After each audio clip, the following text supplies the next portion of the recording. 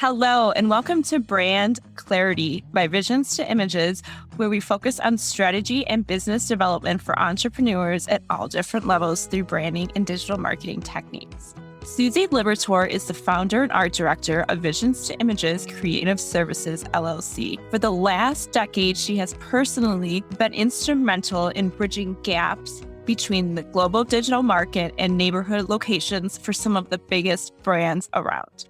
Growth is possible for even a single location with the right professional branding techniques and Susie's signature strategies of Visions2images. Stand out from your competitors and bring your visions to life while watching your sales skyrocket. Your host for this is Susie Liberatore, owner of Visions2images. Hello, everybody. It feels good to be back. We were kind of out, had a COVID scare, but we are back. And I'm so excited for this new podcast episode because it's September tomorrow when I'm recording this. And that means so much for so many business owners that I can't even explain to you what it all means, right? It means Q4 is coming. It's coming. It's here. It means holidays are coming. It means amazing things, right?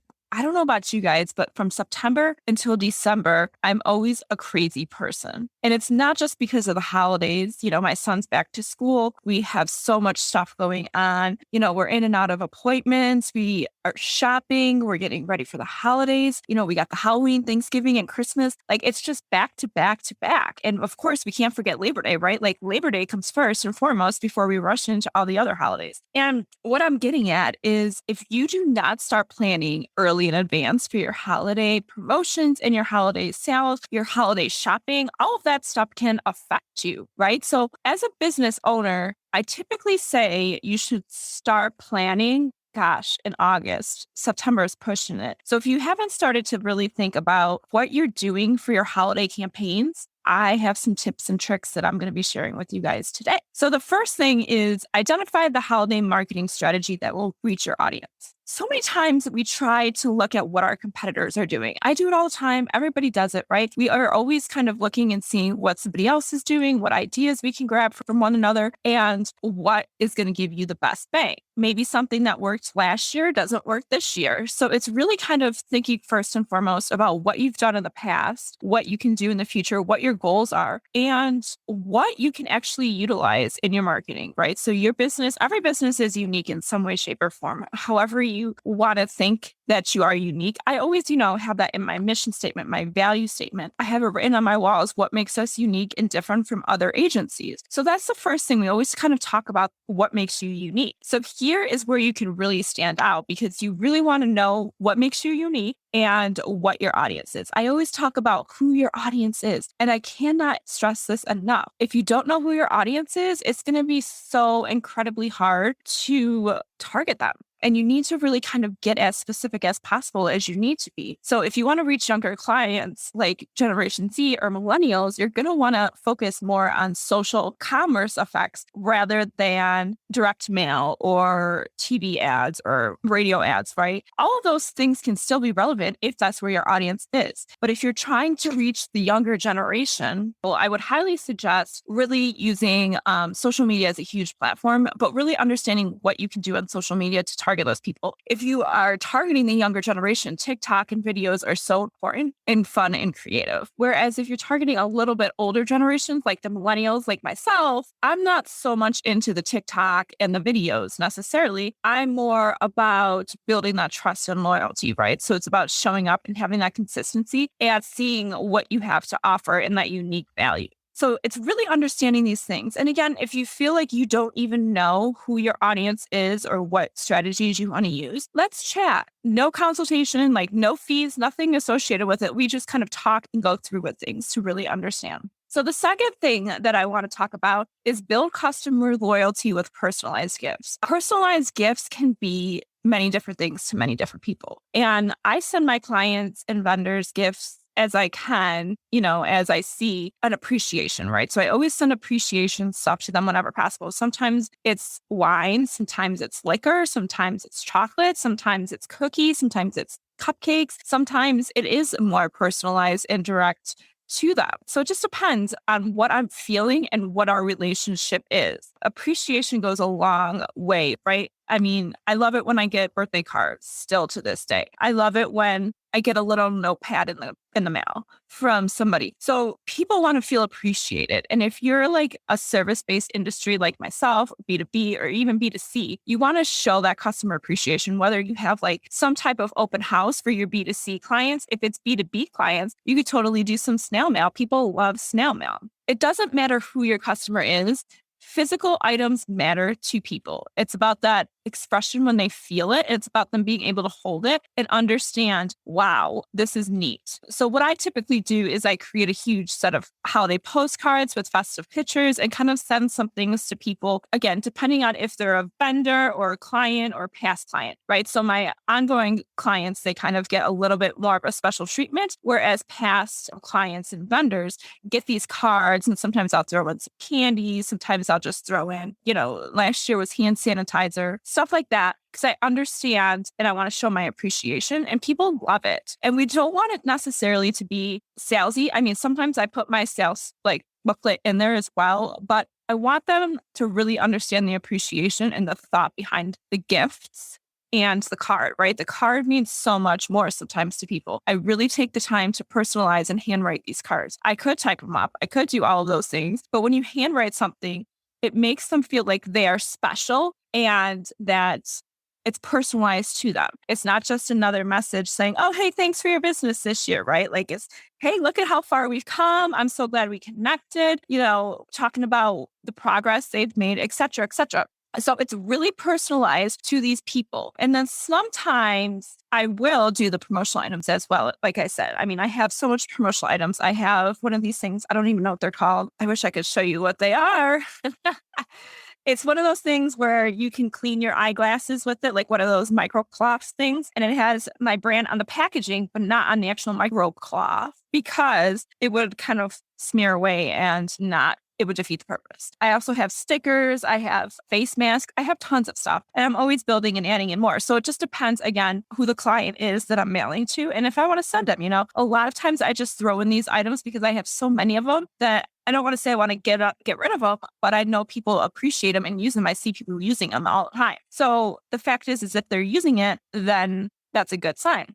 Hey, let's stop for just 1 second during this podcast episode. I know you're so excited to get back and listen. But I wanted to chat with you and talk about how we really work with businesses. What we really do is we dive in and we ask so many questions. We go through a series of questionnaires and extensive research to really help you get a clear, identifiable plan of action that needs to happen for your business. If you want to hear more about this, go to Visions2images.com, click the contact us button, and we will be happy to set up a time to chat more. Small acts of personalized kindness towards your customers can make a huge impact. It can also strengthen the relationship and create brand awareness for loyalty in years to come. We, as business owners and consumers, want to build that relationship and build that trust with one another, right? So this is how you can do it with just those simple things I just talked about. Number 3, get seasonal in email.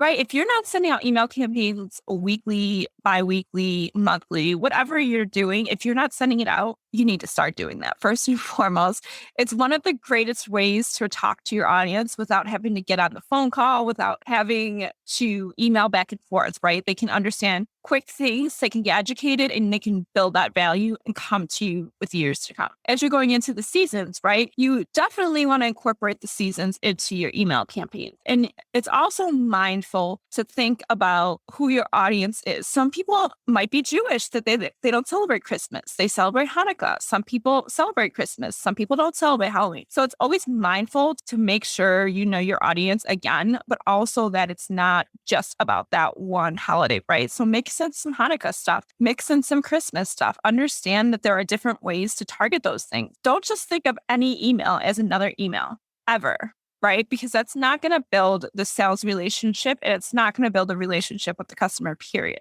I always say, I educate, I share my podcast, I share my blog posts, and then I share some sales stuff here and there. I want people to be educated and to understand what I do, but I also want them to understand that the problems they are having, other people are having. And that's why I have a podcast and a blog so that I can share those for free education to people who might be stuck before they start working with us. So for this specific thing, for the seasonal email, be creative, be fun, and be unique to stand out. There are going to be hundreds and hundreds of emails being sent out from business owners during this time because it's just the holiday rush. Everybody wants to be seen. Everybody wants to be heard. Everybody wants to sell. So you really have to figure out a subject line first and foremost. Needs to grab them in. You got 3 seconds, right? So it needs to happen fast and quick. But beyond that, once you get them in, it has to be fast and quick even more. So you really have to be able to understand, okay, what is going to get them to open and what is going to get them to click or buy, right? This is a sales season where, yes, you want to educate, but yes, you want to be quick to the point, and yes, you want to tell them what the sale is without having them to dig around or find out details. So everything needs to be clear, fun, and creative. You really want to have